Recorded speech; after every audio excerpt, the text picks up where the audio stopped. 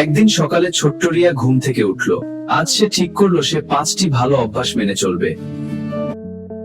প্রথম ভালো অভ্যাস, প্রতিদিন সকালে দাঁত মাজা। এতে দাঁত পরিষ্কার ও মজবুত থাকে।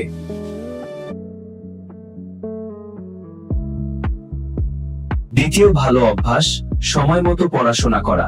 এতে আমরা অনেক নতুন জিনিস শিখতে পারি। এই গল্পটা এত মজার। ওয়াও, এরপর কি হবে? আমি এটা পড়তে ভালোবাসি। তৃতীয় ভালো অভ্যাস, বড়দের সম্মান করা।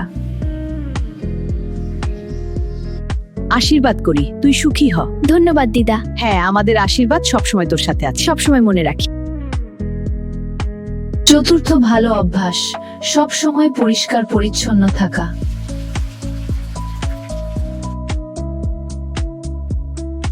পঞ্চম ভালো অভ্যাস, সময় মতো ঘুমানো। এতে শরীর সুস্থ থাকে।